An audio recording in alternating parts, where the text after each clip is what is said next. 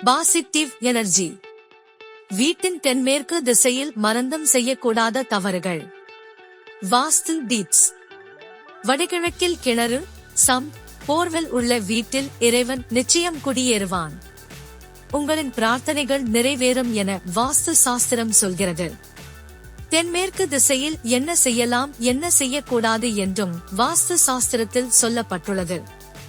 Virgin galactic blue ஆரிஜினுக்கு சவால் விடும் சீன நிறுவனம். விண்வெளி சுற்றுலா துறையில் போட்டி. வாஸ்து சாஸ்திர விதி.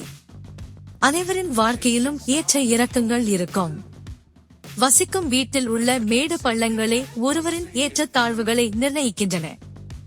வாஸ்து சரியாக இருந்தால் வெற்றியம் தேடி வரும். ஒருவரை கோடீஸ்வரர் ஆகஸ்ட் மாற்றுவதே மேடு பள்ளங்கள் என்கின்றன. வீட்டின் வடகிழக்கு பகுதியான ஈசான்யம் எவ்வளவு முக்கியமோ அதேபோல் இந்த தென்மேற்கு திசை எனப்படும் நைருதி மூலை முக்கிய இடம் வகிக்கிறது. வடகிழக்கு எவ்வளவு வெட்ட வெளியாய் இருக்க வேண்டுமோ அதேபோல் தென்மேற்கு மூடப்பட்டிருக்க வேண்டும் என்கிறது வாஸ்து சாஸ்திர விதி. வண்டலூர் உயிரியல் பூங்காவில் முதலையின் வாயில் சிக்கிய ஊழியர் விஜய் இழுத்து சென்றதால் பரபரப்பு. லோக்சபா தேர்தல் 2024 தொகுதிகள், வேட்பாளர்கள், தேர்தல் தேதிகள் சரியான வாஸ்து.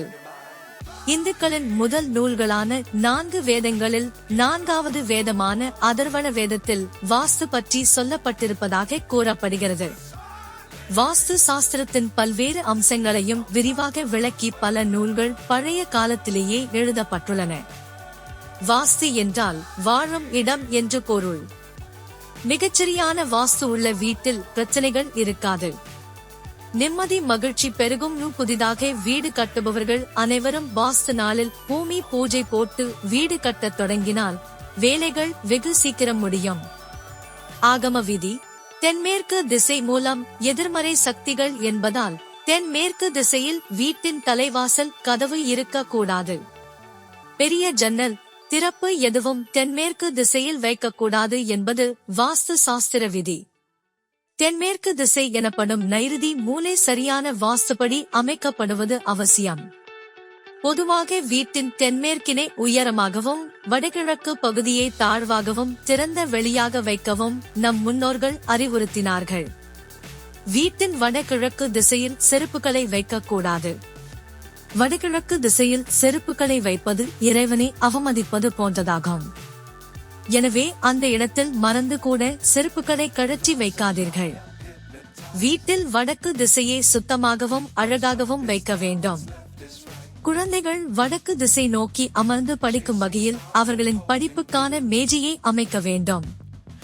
மனையில் வீடு கட்டும் போது வடக்கு, வடகிழக்கு, கிழக்கு பகுதியில் கிணறு அல்லது அமைத்து நீர் எடுத்து பயன்படுத்த வேண்டும். ஓவர் நைட்டில் கோடீஸ்வரன் ஆவது ரொம்பவே ஈஸி. கஷ்டம் எல்லாம் இல்லை.